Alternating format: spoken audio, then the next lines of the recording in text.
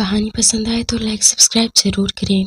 मीरा की बात सुनकर निधि भी सोच में पड़ गई और फिर कहा, तुम्हें ये खत किसने लाकर दिया? कॉलेज के चपरासी ने। मीरा ने कहा, तो चलो फिर उसी से चलकर पूछते हैं। निधि ने उठते हुए कहा और मीरा के साथ कॉरिडोर में चली आई, जहाँ चपरासी अपनी कुर्सी पर बैठा था। निधि ने मीरा के हाथ से लिफाफा और खत लिया और चपरासी को दिखाते हुए पूछा, भैया कुछ देर पहले आप ये खत मीरा को देकर आए थे, क्या आप बता सकते हैं ये कौन देकर गया था? अरे बिटिया, एक आदमी था, उसने खत दिया और कहा कि मीरा राजपूत को दे दे, तो हम लेकर दे आए। चपरासी ने कहा, आदमी कैसा आदमी, कुछ नाम बताया उन्होंने? मीरा ने कहा, नहीं बिटिया, नाम तो नहीं बताया। चपरासी ने कहा, कोई हुलिया पहचान उसकी, मतलब कैसा दिखता है, चेहरा देखा था आपने? निधि ने कहा, अरे बिटिया, हेलमेट लगाया हुआ था तो चेहरे तो नहीं देख पाए। चपरासी ने कहा, अब क्या करे? निधि ने मायूस होकर कहा, क्या हुआ, कोई बात हो गई क्या बिटिया? चपरासी ने कहा, नहीं भैया, कुछ नहीं।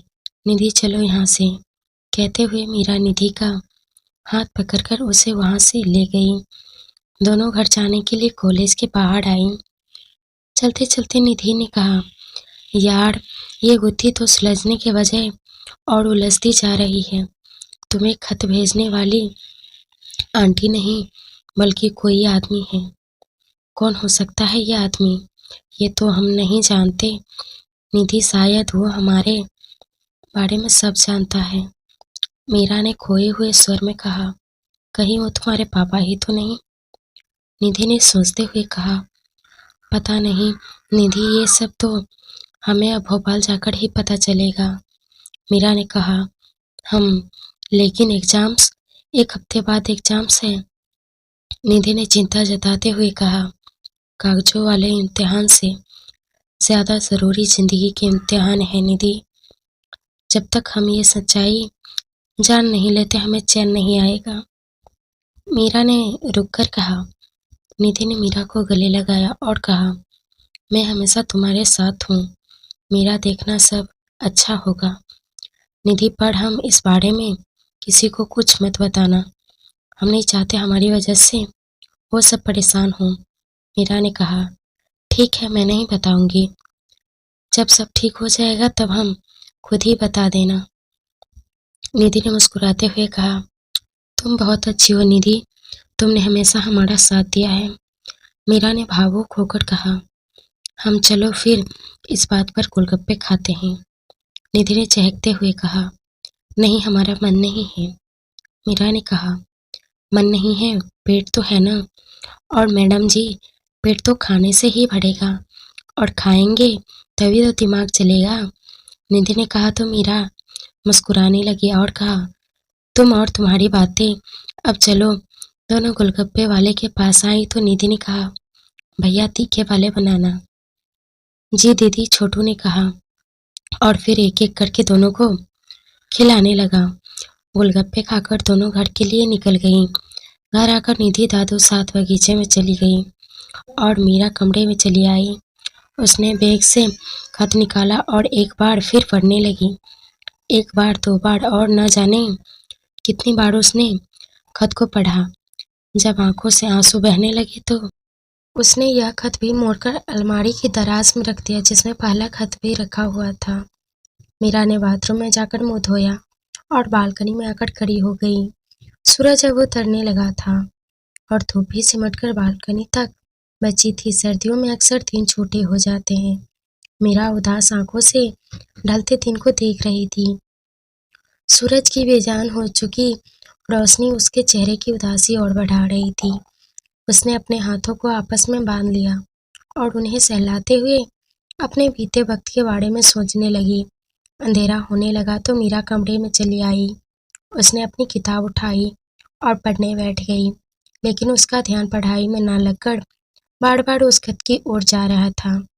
थककर मीरा ने किताब वापस बंद कर दी और लेट गई। लेटने के बाद काफ़ी देर तक खुद से ही जूझती रही और फिर उसे नींद आ गई। रात के खाने के लिए जब वो नीचे नहीं आई तो निधि ऊपर चली आई। मीरा को सोया हुआ देखकर उसने जैसे ही उसे कंबल उठाया उसका हाथ मीरा के हाथ को छू गया। अरे इसे तो बहुत बुखार है, निधि ने कहते हुए मीरा का सर और गर्दन छुआ जो कि बुखार में तप रहा था। निधि घबरा गई। उसने मीरा को अच्छे से कंबल उठाया और नीचे चली आई। क्या हुआ? मीरा नहीं आई? खाना नहीं खाएगी क्या आज वह? विजय ने कहा। पापा मीरा को बुखार है, निधि ने उदास होकर कहा। क्या उसे बुखार है? उसने बताया ही नहीं, दादाजी ने चिंता जताते हुए कहा। आप सब खाइए, मैं जाकर देखती हूँ, कहते हुए राधा सीढ़ियों की ओर बढ़ गई। खाना सबके गले से तो उतरा पर मुश्किल से, तभी अर्जुन ने कहा, कल देर रात तक वो बिना स्वेटर के बाहर घूम रही थी, उसी वजह से उसे बुखार आ गया। बहुत बेपरवाह है ये लड़की, खुद को लेकर सगाई में इतनी प्यारी लग रही थी ना। जरूर उसे किसी की नजर लगी है। कल सुबह उठते ही नमक और राय उस पर से वारकर फेंकूंगी, दादी माँ ने कहा। विजय को ये अंधविश्वास लगा तो बोल पड़े, क्या माँ आप भी? उसे इन सब की नहीं, डॉक्टर की जरूरत है।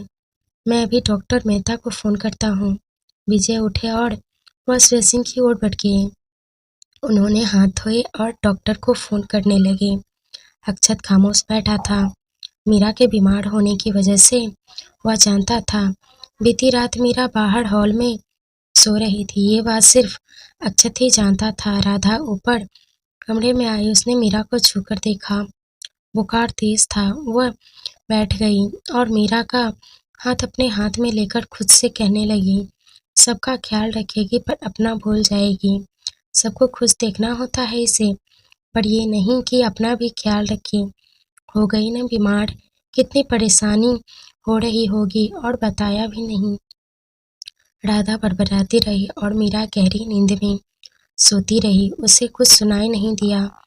हाँ, बीच बीच में ठंड की वजह से चमक उठती। राधा प्यार से उसका सर सहलाती रही। कुछ देर बाद विजय डॉक्टर मेहता के साथ कमरे में आए। डॉक्टर मेहता ने मीरा का चेकअप किया और कुछ दवाइयाँ लिखकर पेपर विजय को थमा दिया। जल्दी आराम के लिए उन्होंने एक इंजेक्शन मीरा को लगा दिया। तीनों कमरे से बाहर चले आए तो डॉक्टर ने कहा, ठंड लगने की वजह से तेज बुखार आ गया है। अभी मैंने इंजेक्शन लगा दिया है, सुबह तक आराम आ जाएगा। लेकिन ठंडी में तो वो इतना रही ही नहीं। विजय ने कहा, आप परेशान मत होइए, वो ठीक है, दवा दीजिए। अगर कल तक बुखार नहीं उतरे तो मुझे एक बार फिर बुला लीजिएगा, वैलिड टेस्ट करने के लिए लेंगे, डॉक्टर ने कहा। थैंक यू डॉक्टर, चलिए मैं आपको नीचे तक छोड़ देता हूँ, विजय ने कहा और राधा वो डॉक्टर को लेकर नीचे आ गए।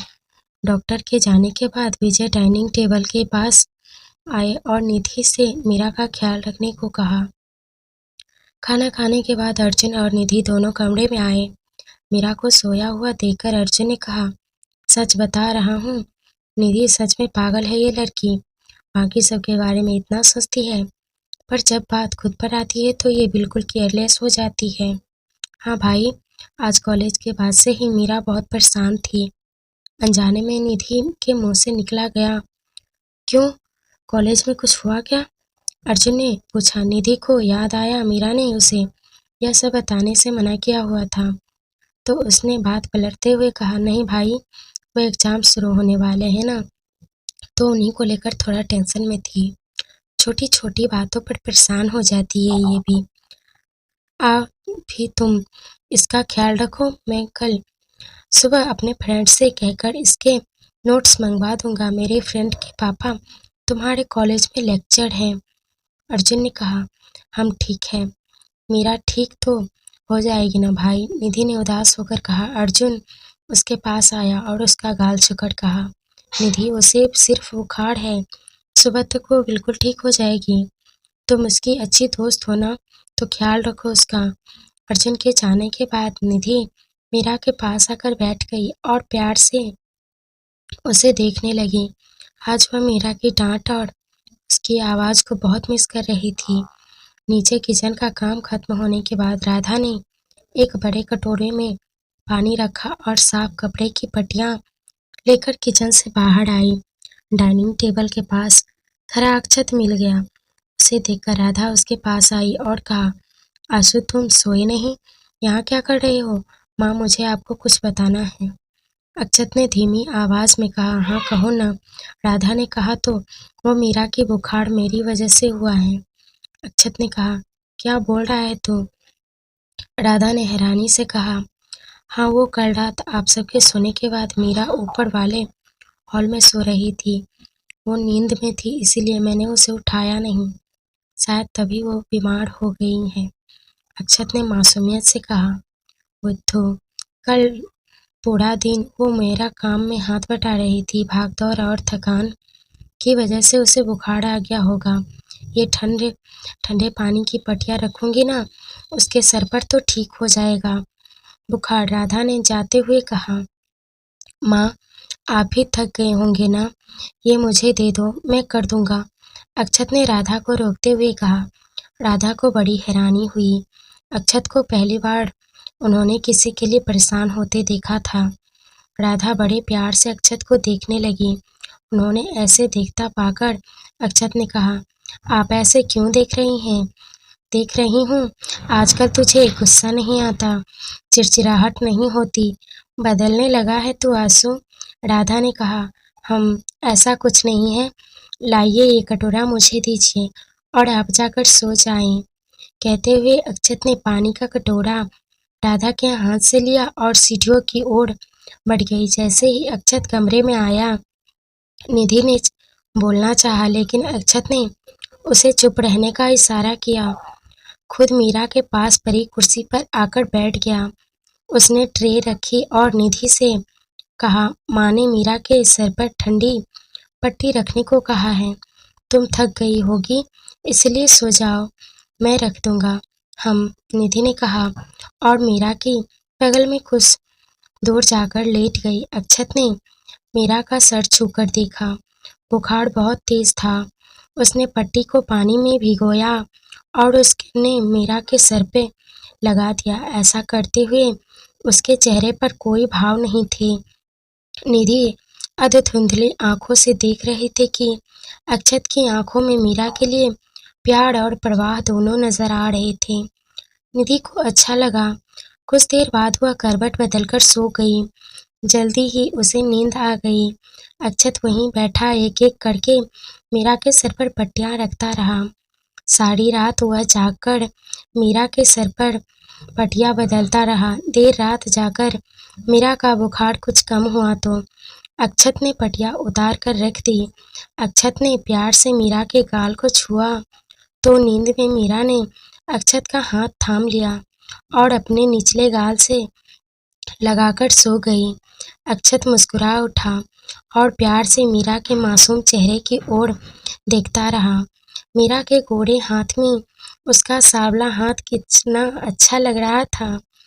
खिड़की के बाहर झांकते चांद की रोशनी सीधी दोनों के हाथ पर आकर गिर रही थी। एक सुखद एहसास जो आज से पहले अक्षत को कभी नहीं हुआ था। अक्षत सोचने में डूब गया, क्या वो सच में बदल गया था?